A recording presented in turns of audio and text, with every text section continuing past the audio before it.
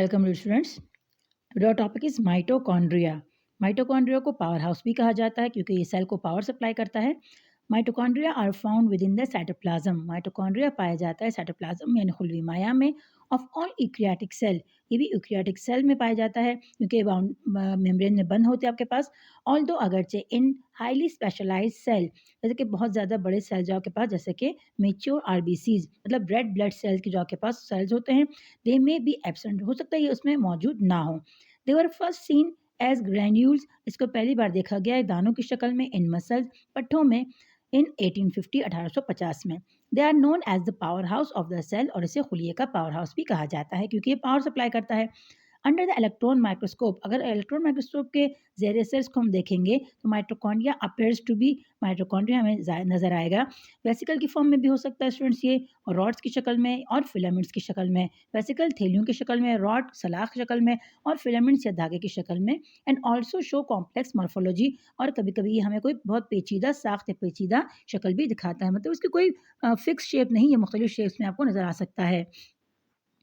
All दो अगरचे their number, उनकी तादाद, शेप, उनकी शक्ल एंड इंटरनल स्ट्रक्चर, और जो उनकी अंदरूनी साख्त है, वेरी वाइडली, ये बहुत ज़्यादा मुख्तलिफ होती हैं। लाजमी नहीं कि एक सेल में आपके पास जिस तरह का हो अगले में भी उसी तरह का हो, ये मुख्तलिफ शक्ल में आपके पास अपेयर हो सकता है। A mitochondrion is bounded by two membrane, और ये माइटोकॉन्ड्रिया ये बाउंड होता है दो मेम्ब्रेन मतलब दो झिल्लियों में। द आउटर वन स्मूथ, जो आपके पास बाहर की जो होती है वो स्मूथ होती है, हमवार होती है। While the inner membrane from infolding, जो कि अंदरूनी मेम्ब्रेन आपको तस्वीर में स्टूडेंट नजर आ रहा होगा, ये इनफोल्डिंग मतलब फोल्ड की शक्ल में होता है आपके पास। इनटू द इनर चैम्बर, अंदर के खानों में, चैम्बर खाना, कॉल माइटोकॉन्ड्रियल मैट्रिक्स, जिसको माइटोकॉन्ड्रियल का सांचा या खाली जगह भी कह सकते हैं। These infold are called cristae, इसको हम क्रिस्टिया या सिस्ट्रिया भी कह सकते हैं। इसकी दो प्रोनाउंसिएशन है, दोनों सही है जो आपको आसान लगे। एक इसको क्रिस्टिया भी कहा जाता है और सिस्ट्रिया भी कहा जाता है। सिंगल क्रिस्टिया इन फोल्डिंग्स को हम क्रिस्टिया या सिस्ट्रिया का नाम देते हैं। The membranes have the same chemical nature, जो इसकी मेम्ब्रेन है उसकी जो केमिकल नेचर है मतलब केमिकल कंपोजिशन जो है वो बिल्कुल सेम है as that of the cell membrane, जैसे कि सेल मेम्ब्रेन की होती है आपके पास। जैसे सेल मेम्ब्रेन के पास बना होता है लिपिड्स और प्रोटीन से, तो ये भी लिपिड और प्रोटीन से बना होता है। The presence of ribosome and DNA, और जो मौजूदगी है राइबोसोम और डीएनए की इनसाइड माइटोकॉन्ड्रिया, माइटोकॉन्ड्रिया के अंदर, इंडिकेट दैट, ये निशानदेही करता है that some protein are synthesis in it, कि कुछ प्रोटीन उसके अंदर बने हैं, क्योंकि डीएनए और राइबोसोम से तो वो उनका, राइबोसोम का जो काम है प्रोटीन का बनाना, तो इसमें ये प्रोटीन बनते हैं। So it is a self replicating organelle, तो ये खुदकार तौर पर रेप्लिकेटिंग मतलब अपनी नकल या अपने नकल या अपना क्लोन बनाने वाला ऑर्गेनेली है।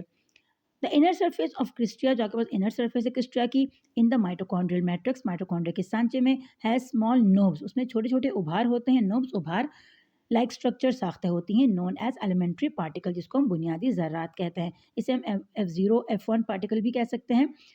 As mitochondrion is a site for all the reaction of aerobic respiration, mitochondria के पास साइट जगह है तमाम एरोबिक रिस्पायरेशन के लिए। एरोबिक रिस्पायरेशन क्या होता है, आपके पास रिस्पायरेशन की दो किस्में हैं, एक एरोबिक एक इनएरोबिक। एरोबिक वो जिसमें आपको ऑक्सीजन की ज़रूरत होती है, इनएरोबिक जिसमें आपको ऑक्सीजन की ज़रूरत नहीं होती।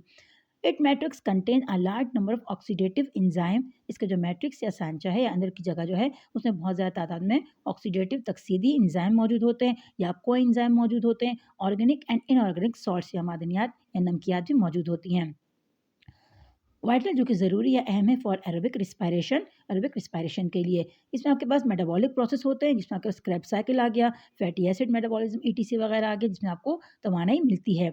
एज अ रिजल्ट, नतीजे के तौर पर, ऑफ दीज मेटाबॉलिक प्रोसेस, ये मेटाबॉलिक के जो अमल होते हैं मतलब कौन कौन से, क्रेब साइकिल, फैटी एसिड वगैरह, ये मेटाबॉलिक प्रोसेस है। जब ये होते हैं, the energy extracted from the organic food, तो ये एनर्जी को एक्सट्रैक्ट कशीद करते हैं मतलब हासिल करते हैं फॉर द ऑर्गेनिक फूड, नामियाती खुराक से। इस ट्रांसफॉर्म, फिर इसको वो तब्दील कर देते हैं या मुंतकिल कर देते हैं इनटू एनर्जी रिच कंपाउंड, तवानाई से भरपूर मुरक्कबात, जिसको एटीपी कहते हैं। A means adenosine, T tri, P phosphate. Adenosine आपके पास स्टूडेंट, इसे हम एनर्जी की करेंसी भी कहते हैं कि अगर ये ज़्यादा होंगे तवानाई ज़्यादा होगी, अगर एटीपीज़ कम होंगे तो आपके पास तवानाई कम होगी। जिस तरह पैसे ज़्यादा होते हैं आप ज़्यादा चीज़ें खरीद सकते हैं, पैसे कम होते हैं तो कम चीज़ें खरीद सकते हैं। इस तरह एटीपी को एनर्जी की करेंसी कहा जाता है। जब एटीपी ज़्यादा होंगे तो एनर्जी ज़्यादा होगी, एटीपी कम होंगे तो एनर्जी कम होगी।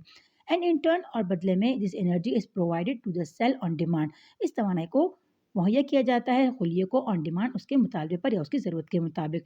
तो स्टूडेंट आपने माइटोकॉन्ड्रिया के बारे में पढ़ा। माइटोकॉन्ड्रिया का नाम पावर हाउस भी है। ये आपके पास साइटोप्लाज्म में मौजूद होता है। ये डबल मेम्ब्रेन में बंद होता है। इसकी 2 तहें होती हैं, बाहर वाली स्मूथ, अंदर वाली आपके पास इनफोल्डिंग। इनफोल्डिंग जो है इसको एक मैट्रिक्स भी कहते हैं, इससे सांचा होता है। इसकी जो इनफोल्डिंग्स होती है उसे सिस्ट्रिया या क्रिस्टिया कहा जाता है। अब वो जो इनफोल्डिंग अंदर वाली जगह उसमें राइबोसोम और डीएनए पाए जाते हैं जो कि प्रोटीन बनाते हैं अपने।